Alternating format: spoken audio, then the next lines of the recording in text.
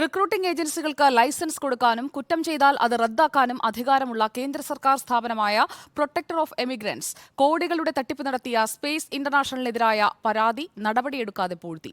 Space ഇന്റർനാഷണലിനെക്കുറിച്ച് അന്വേഷിക്കുമ്പോൾ കിട്ടിയ പരാതിയെക്കുറിച്ച് മിണ്ടാതെ Kochi ACP ഓഫീസിൽ പോയി അന്വേഷിക്കാൻ ഉദ്യോഗാർത്ഥികളോട് പറയുന്ന പ്രൊട്ടക്ടർ ഓഫ് എമിഗ്രൻസ് ഉദ്യോഗസ്ഥന്റെ ടെലിഫോൺ സംഭാഷണം റിപ്പോർട്ടർ പുറത്തുവിടുന്നു. റിപ്പോർട്ടർ വാർത്താ പരമ്പര തുടരുന്നു. തട്ടിപ്പിന്റെ റിക്രൂട്ട്.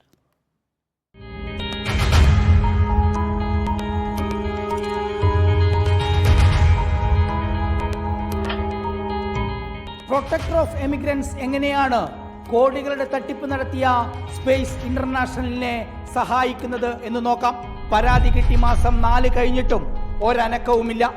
സ്പേസ് ഇന്റർനാഷണലിന്റെ തട്ടിപ്പിൽ കുടുങ്ങിയതോടെയാണ് സ്ഥാപനത്തിനെതിരെ പരാതി നൽകാൻ കൊച്ചിയിലെ പ്രൊട്ടക്ടർ ഓഫ് എമിഗ്രൻസിൽ ഉദ്യോഗാർത്ഥികൾ എത്തിയത്.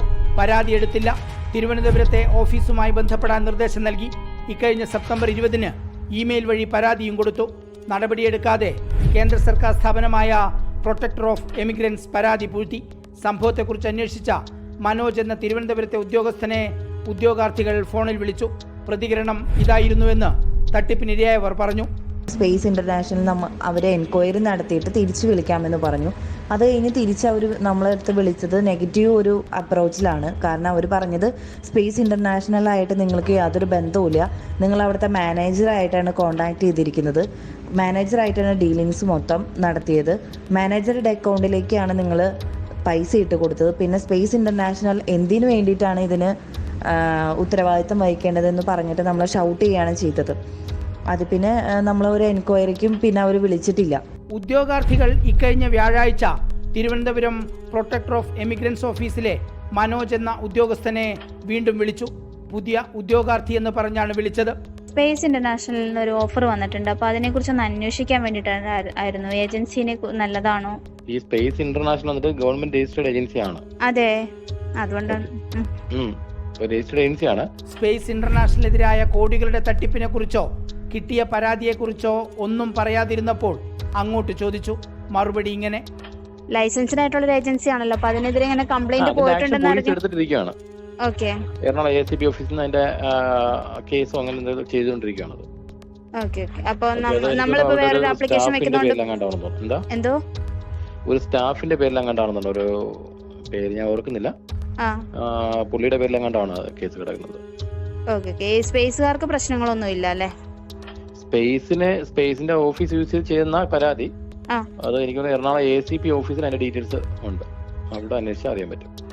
ഏതോ ജീവനക്കാരൻ നടത്തിയ തട്ടിപ്പെന്നും കൊച്ചി ACP ഓഫീസിൽ അന്വേഷിച്ചാൽ അറിയാമെന്നും സംഭവത്തെ ഹൈക്കോടതി അഭിഭാഷകനായ രാജസിംഹൻ ഇങ്ങനെയാണ് കാണുന്നത്.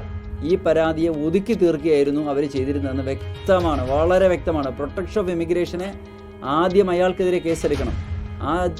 ഇതിനെതിരെയുള്ള ഏറ്റവും വലിയ കുറ്റവാളി, ഈ കേസിലെ ഏറ്റവും പ്രധാനപ്പെട്ട കുറ്റവാളി പ്രൊട്ടക്ഷൻ ഓഫ് എമിഗ്രേഷൻ ആണെന്നുള്ളതിൽ എനിക്ക് യാതൊരു സംശയമില്ല.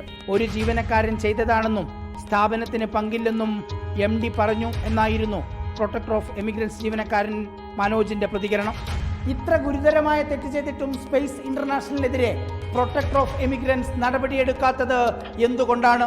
ഉയരുന്ന ചോദ്യങ്ങൾ നിരവധിയാണ്. Reporter TV Prasad, in reporter, Kochi.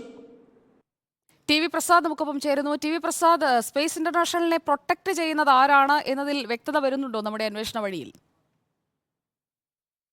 വിദേശത്തേക്ക് ആളെ കയറ്റി അയക്കുന്ന റിക്രൂട്ടിംഗ് ഏജൻസികൾക്ക് ലൈസൻസ് കൊടുക്കുന്ന കേന്ദ്ര സർക്കാർ സ്ഥാപനമാണ് പ്രൊട്ടക്ടർ ഓഫ് എമിഗ്രൻസ്.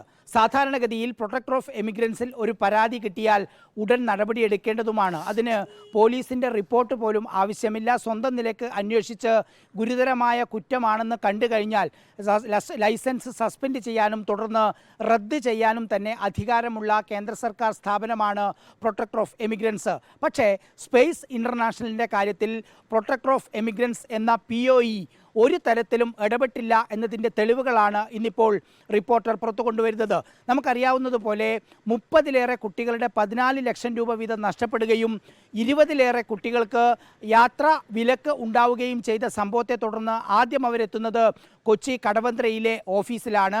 സ്പേസ് ഇൻ്റർനാഷണലിലെ ഓഫീസിൽ പോയി തുടർന്ന് പരാതി കൊടുക്കുന്നതിന് വേണ്ടിയാണ് കൊച്ചിയിലെ ഓഫീസിലേക്ക്, അതായത് പ്രൊട്ടക്ടർ ഓഫ് എമിഗ്രൻസിൻ്റെ ഓഫീസിലേക്ക് എത്തുന്നത്. പക്ഷേ കൊച്ചി ഓഫീസിൽ പരാതി എടുക്കാൻ തയ്യാറായില്ല. കൊച്ചി ഓഫീസിലെ ജീവനക്കാർ പറഞ്ഞത് തിരുവനന്തപുരം ഓഫീസുമായി ബന്ധപ്പെടേണ്ടതാണ്. അങ്ങനെ തിരുവനന്തപുരം ഓഫീസിലേക്ക് മെയിൽ അയക്കുന്നു. ഇക്കഴിഞ്ഞ സെപ്റ്റംബർ മാസം, അതായത് 4 മാസം പിന്നിടുകയാണ് ഇപ്പോഴും.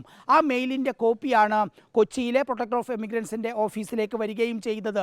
പക്ഷേ അങ്ങനെ ഒരു പരാതി കിട്ടിയതിന് ശേഷം പ്രൊട്ടക്ടർ ഓഫ് എമിഗ്രൻസ് ചെയ്തത് സ്പേസ് ഇൻ്റർനാഷണലിൻ്റെ MD ശ്രീപ്രസാദുമായി സംസാരിച്ച് അതിലൊരു ജീവനക്കാരന് മാത്രമാണ് പങ്കെന്നും സ്പേസ് ഇൻ്റർനാഷണലിന് ഒരു തരത്തിലുള്ള പങ്കില്ല എന്ന വിശദീകരണം നൽകുക വഴി അത് വിശ്വസിച്ച് ആ പരാതി മൂടിവെക്കുകയായിരുന്നു. ഇപ്പോഴും ആ പരാതി പൂഴ്ത്തിവെച്ചിരിക്കുകയാണ്. മറ്റൊരു ഗൗരവമുള്ള കാര്യം, ഇപ്പോഴും ഉദ്യോഗാർത്ഥികൾ സ്പേസ് ഇൻ്റർനാഷണലിനെ കുറിച്ച് ചോദിക്കുമ്പോൾ പ്രൊട്ടക്ടർ ഓഫ് എമിഗ്രൻസിലെ ജീവനക്കാർ ഒരു തരത്തിലും ഇതിനുവേണ്ടിയുള്ള പരാതികളെക്കുറിച്ച് പറയുന്നതേയില്ല എന്നുള്ളതാണ് ഞെട്ടിക്കുന്ന മറ്റൊരു കാര്യം.